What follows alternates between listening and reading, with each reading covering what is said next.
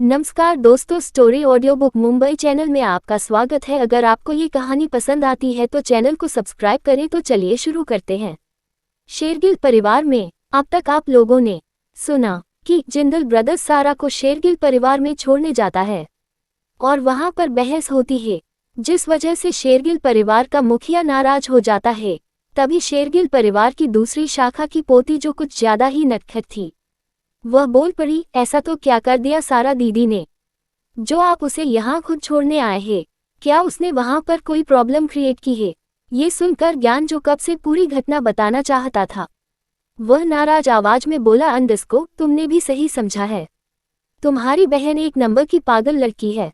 एक तो वह पहले हमारे घर में ये कह कर आई कि उसे अपने माँ बाप परेशान करते हैं, और उसकी सौतेली माँ उसे ढंग से खाना भी नहीं देती, और उसकी ऐसी चिकनी चुपड़ी बातें सुनकर मेरे दादाजी और दादी माँ पिघल गए और उसे घर में रहने दिया।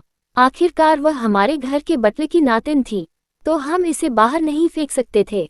लेकिन वह ज्यादा दिन बटले के साथ भी नहीं रही और वह जिद करके जीन परिवार में रहने आ गई। और वहां आने के बाद वह नौकरों से लेकर परिवार के लोगों को किसी न किसी चीज पर नीचा दिखाती रहती है, खास करके मेरी लिटिल सिस्टर को। तो वह हर वक्त ताना देती रहती है कि वह गांव से आई है, वैसी है, ऐसी है। इसके मुंह पर बिल्कुल भी ताला नहीं लगता, और इस बार तो इसमें इतना बड़ा कांड कर दिया। इसने हर्षवर्धन भाई को नाराज कर दिया। वही यह सुनकर तो पूरा परिवार सदमे में सारा को देख रहा था। सारा के पिता के तो डर से हाथ कांपने लगे थे। वह डरती आवाज में बोला, तुम की हर्षवर्धन की बात कर रहे हो? क्या वह बिजनेस टाइकून हर्षवर्धन रावत है? कहीं तुम उनकी तो बात नहीं कर रहे?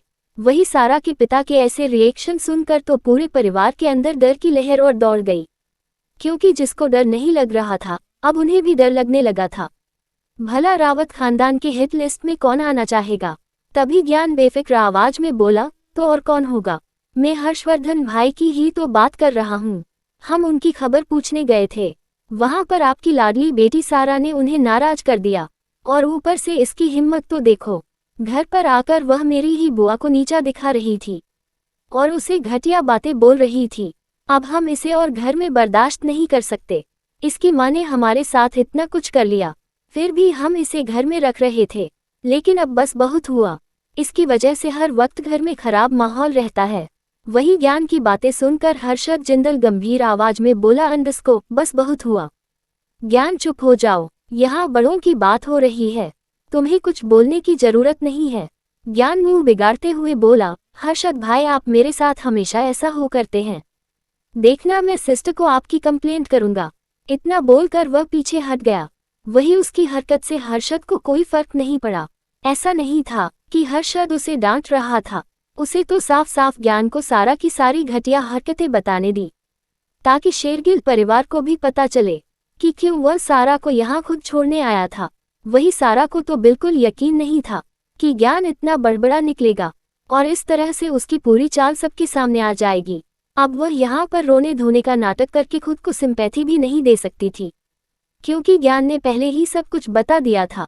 सब कुछ बताने के बाद हर्षद जिंदल शेरगिल परिवार के मुखिया की ओर देखकर गंभीर आवाज में बोला, मिस्टर शेरगिल, अब आप हमारी प्रॉब्लम बहुत अच्छे से समझ चुके होंगे।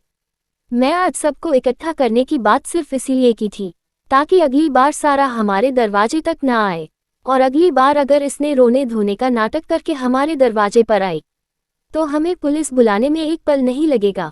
अब तक हम इसे बर्दाश्त कर रहे थे क्योंकि आपकी मिलिट्री में बहुत अच्छी प्रतिष्ठा है और आप एक रिप्यूट मिलिट्री ऑफिसर रह चुके हैं, और हम नहीं चाहते थे कि आपके परिवार पर कोई उंगली उठाए। लेकिन हर चीज की एक हद होती है।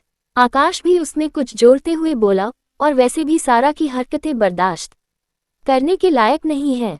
अगर वह चुपचाप रहती तो वह एक लड़की थी, कुछ साल हमारे साथ रहती और बाद में उसकी शादी हो जाती, हमें कोई वह बोझ नहीं लगती। लेकिन इसकी हरकतें कुछ ज्यादा ही खराब है और हम इसे बर्दाश्त नहीं कर पा रहे हैं। अच्छा होगा कि आप हमारी रिक्वेस्ट को समझेंगे।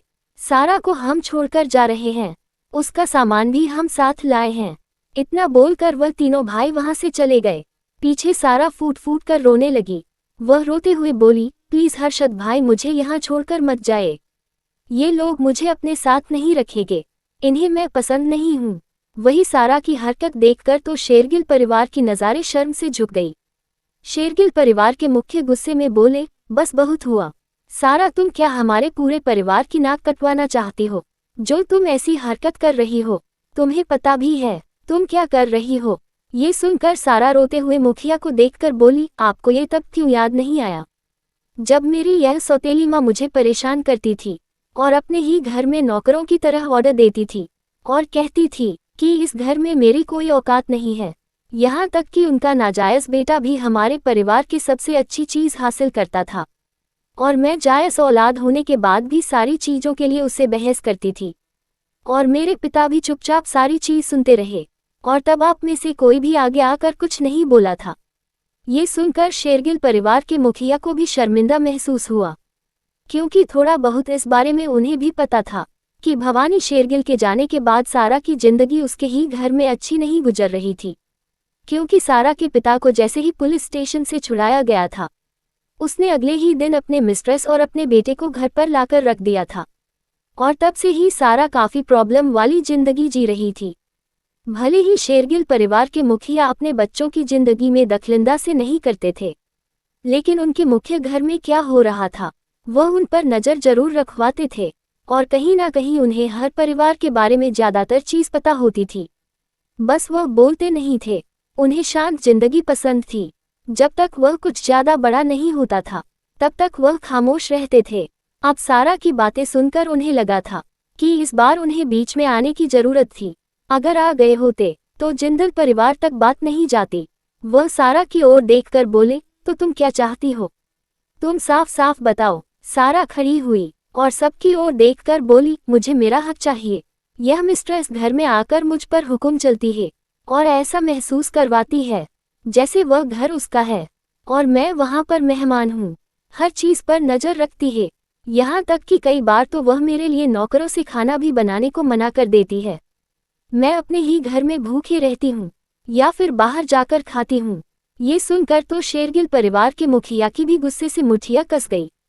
वह अपने बेटे की ओर देखकर दांत पीसकर बोले, तुम बेकार आदमी। सारा तुम्हारी अपना खून और मांस है, वह एक लौटी जायज़ औलाद है तुम्हारी।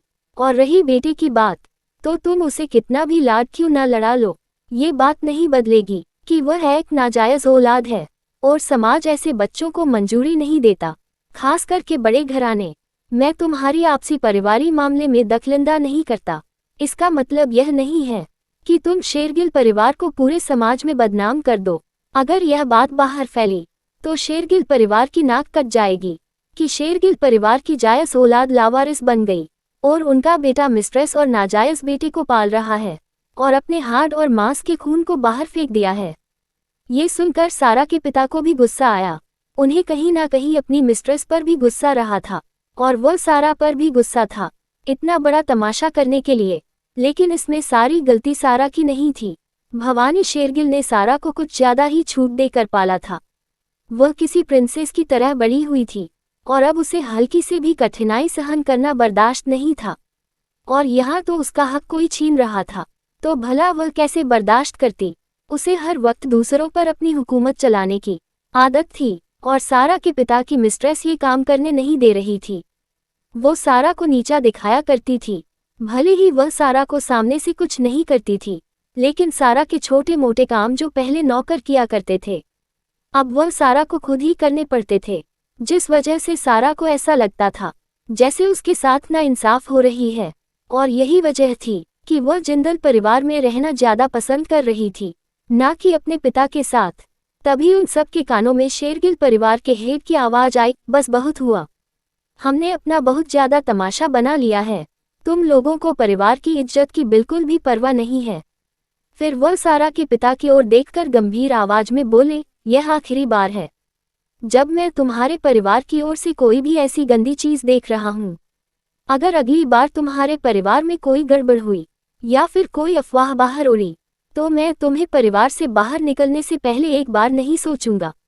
भले ही तुम अपना बिजनेस करते हो, लेकिन ये बात तुम भी बहुत अच्छे से जानते हो कि तुम्हारे पीछे अगर शेरगिल नहीं लगा होता और किसी मिलिट्री परिवार का सपोर्ट नहीं होता तो तुम्हारा बिजनेस पहले ही बर्बाद हो चुका होता।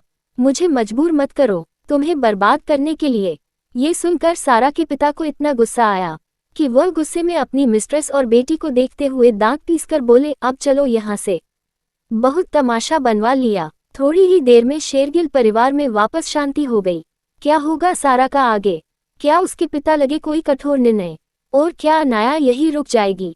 अगर आपको अगला एपिसोड चाहिए तो लाइक करें, कमेंट करें और चैनल को सब्सक्राइब करें।